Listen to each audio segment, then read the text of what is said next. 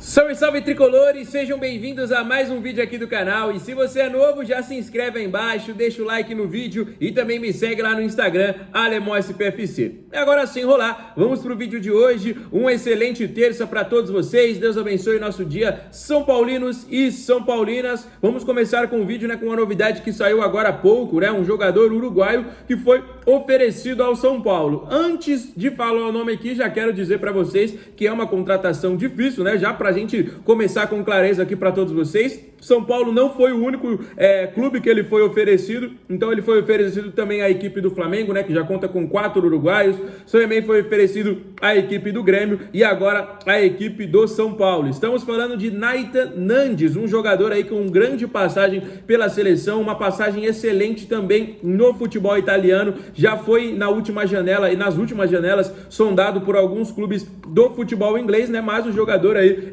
por proximidade à sua família, vem sendo oferecido a algumas equipes do futebol sul-americano e o São Paulo foi um desses times, galera. Como eu disse para vocês, a dificuldade é por conta dos valores envolvidos. Ele é um jogador polivalente, ele já jogou de lateral, já jogou de primeiro volante, já jogou de segundo, já fez aquela função box to box, que é aquele cara que praticamente não cansa, que corre o campo inteiro. Eu acompanho o futebol internacional, então o Nandes é um grande jogador. Sinceramente, teria que achar um espaço ali para ele, mas como eu disse, é uma contratação difícil. Então, a primeiro momento, hoje, apenas com o jogador oferecido, a gente vai trazer essa informação aí para vocês. Caso o São Paulo comece a estudar, comece a querer saber aí, a gente pode trazer mais detalhes sobre o jogador. O que você acha? Deixa aí nos comentários se você acha que seria uma boa. Vale ressaltar que todo jogador estrangeiro que chegar aumenta mais o limite. A CBF permitiu nessa temporada 9 jogadores e o São Paulo já conta com esses 9, Inclusive alguns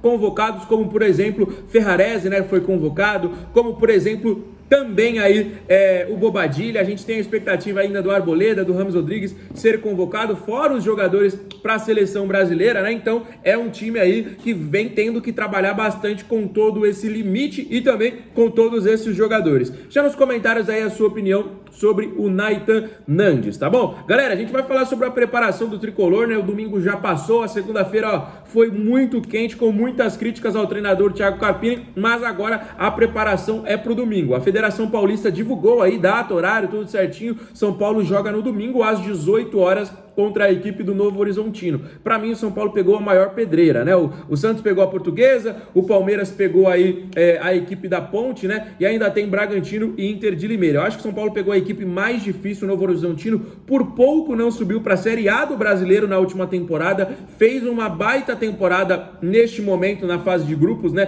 no nosso grupo. E agora a gente vai encarar eles. Sinceramente, eu acho que dá. O Morumbis aí vai estar lotado, pelo que eu tô acompanhando das parciais aí de venda de ingresso, mas eu quero falar sobre a primeira fase e sobre alguns jogadores, galera. Não dá para entender como que o Carpini segue dando oportunidade pro Juan, como ele segue dando oportunidade pro Nicão. O Nicão não tá jogando porque ele tá machucado, porque eu tenho certeza que se ele tivesse à disposição, ele ia estar jogando. E ele não dá oportunidade pro Galopo. E eu quero falar especialmente sobre o Eric, No último jogo, o São Paulo morrendo de medo do Ituano, e aí ele me tira o Luciano, aí ele tem Galopo no banco, ele tem Eric no banco, ele tem o William Gomes, ele coloca quem? Coloca o Juan, coloca o Diego Costa, Ele tira o Luciano, que é o camisa 10 do time, para pôr um zagueiro. O que tá acontecendo com o Eric? O que tá acontecendo com o Galopo? Por que o Juan joga sempre? Por que o Juan tem oportunidade? Esses caras que a gente sabe que joga bola não tem. Tá queimando o Eric? Tá queimando o Galopo? Por que tá queimando o William Gomes aí? A gente vê que o São Paulo é um celeiro de grandes craques. A gente vê, por exemplo, o Pablo Maia, o Beraldo, que são dos maiores destaques desses últimos anos. Então tem que colocar a molecada para jogar, tem que colocar os reforços para jogar também. Então o William Gomes é um garoto que tá pedindo passagem há muito tempo,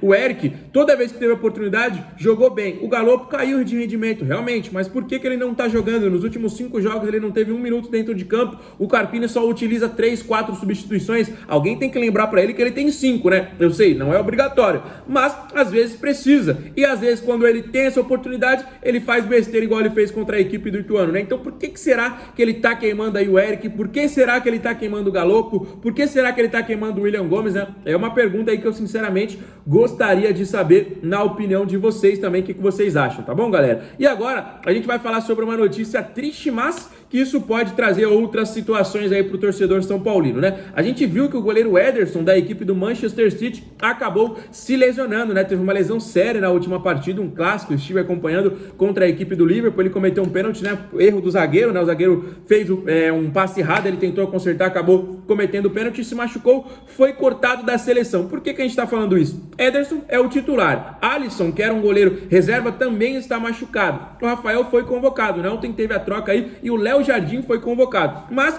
com o corte aí do Ederson, tem muita gente falando que o Rafael pode ser o titular da seleção brasileira nos 2 amistosos contra a Inglaterra e também contra a Espanha, galera. Exatamente, pode cair no colo dele essa vaga. Vale ressaltar que tem muita gente falando, alemão, o Bento é melhor, o Bento já não é a primeira convocação e tudo mais. Realmente, concordo, o Bento é muito melhor na minha visão, gosto do Rafael, mas o Bento é muito mais goleiro, o Bento é mais jovem, o Bento tem mercado para o futebol europeu e já não é a primeira convocação dele. Então, para mim, o Rafael tinha sido convocado como um terceiro goleiro. Com o corte do Ederson e agora a inclusão do Léo Jardim, eu acho que o Rafael trata-se de um segundo goleiro. Pode ser que ele seja titular? Para mim, tem chance. Por quê? Ele é um homem de confiança do Dorival. Né? O Dorival convocou o Rafael e o Pablo Maia, vamos dizer assim, como prêmios, né, da Copa do Brasil que o Tricolor conseguiu na última temporada. Então, tanto o Rafael, tanto o Pablo, são homens de confiança. Então, será que ele pode dar essa moral pro Rafael na seleção brasileira? É uma vitrine muito boa, né? Pro próprio Tricolor paulista,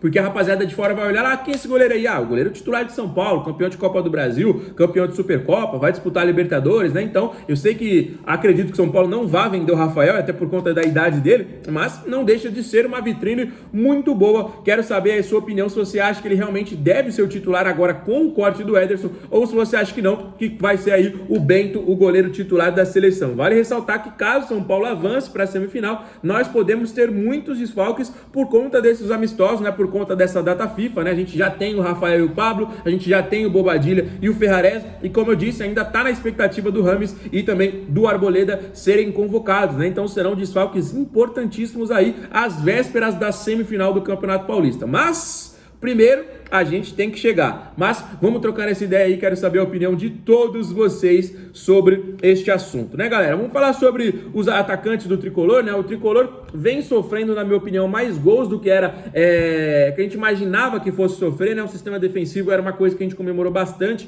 na última temporada. Esse ano a gente tá sofrendo alguns gols, não vem balançando tanto as redes, né? O Calera é o artilheiro do Tricolor com 3, o Luciano também soma 3 gols, mas eu acho que a gente pode melhorar ainda mais, né? A gente tem algumas surpresas, a gente tem algumas decepções na temporada, né? Pra mim a maior surpresa foi o Ferreirinha, ele tinha chegado como destaque, né? Como principal reforço, nos primeiros jogos não estava bem, a verdade é essa, não estava jogando nada, estava nervoso, estava ansioso. Nos últimos jogos ele vem crescendo aí de rendimento, fez gol contra a Inter de Limeira, um golaço, fez gol agora no último jogo contra a equipe do Ituano, vem jogando bem, né? Um jogador bem rápido, um jogador bem dinâmico, de um drible que abre defesa, né? A gente vê que com o Ferreirinha, com o Lucas Moura, a gente abre muito o sistema defensivo do adversário, porque eles são jogadores muito incisivos, ele pega a bola e já vai rapidamente pro drible, já vai pra velocidade ali em busca do gol. Então o São Paulo vem tentando encontrar a formação ideal. Nesta semana nós vamos ter mais uma semana de preparação. No último jogo a gente teve a mesma coisa, a gente teve jogo domingo contra o Ituano, mas o outro jogo tinha sido lá, então foi uma semana de preparação. O Ramos Rodrigues não foi titular. Agora nós vamos ter mais uma semana de preparação. Será que o Ramos vai ser titular no domingo? Eu espero que sim. Ele já teve prova contra a Inter de Limeira, já teve prova contra o Palmeiras e mostrou muito futebol. Aí teve gente falando, alemão, contra o Ituano não foi tão bem assim. Eu até concordo, né? Mas se a gente pegar os passos que ele deu, por exemplo, ele quase deu uma assistência de peito linda pro Juan, que o Juan acabou chutando na trave. E outra, aquele pasto que tava o gramado do Ituano, pelo amor de Deus também, né? Não tem como um jogador com as características do Ramos Rodrigues jogar naquele campo. Ele é um jogador de passo. Ele já é um jogador assim mais lento, vamos dizer assim. E aquele campo pesado dificulta muito mais a situação do jogador. Então, todo mundo tava criticando, não jogou nada contra o Ituano. Tem que olhar também as condições, né? Tem que olhar as condições. O Carpini recuou o time, foi tirando os atacantes, né? O Luciano saiu, o Caleri acabou machucado, o Ferreirinha saiu, aí entra o Ramos Rodrigues, ele mexe no sistema, coloca 3 zagueiros, mas mesmo assim o Ramos sempre que pega na bola, a gente vê que ele é diferente, a gente vê que ele é um jogador muito mais qualificado que todos os outros. Pode ser um jogador que for, a gente vê a diferença do James Rodrigues quando ele tem a bola aí em seu controle, né? Um jogador muito diferente e agora, sinceramente, espero que ele seja titular no domingo. No domingo, a gente vai ter à disposição o André Silva, a gente vai ter à disposição provavelmente o Wellington Rato, a gente está aguardando o Caleri não teve nenhuma lesão constatada, graças a Deus, mas ele vai ser avaliado diariamente. Então, com todas essas opções, como que será que o Carpini vai montar? Na minha visão, galera, independente de quem seja, se for Lucas Moura, se é Caleri, para mim a escalação do São Paulo é Rames e mais 10. Independente de quem seja, é Rames, Rodrigues e mais 10 e vão para cima do Novo Horizontino em busca dessa vaga na semifinal do Campeonato Paulista, né? Então, muita gente perguntando aí mais uma vez só para esclarecer. E aí, alemão, quem o São Paulo pega se a gente passar? Galera, não dá para saber, até porque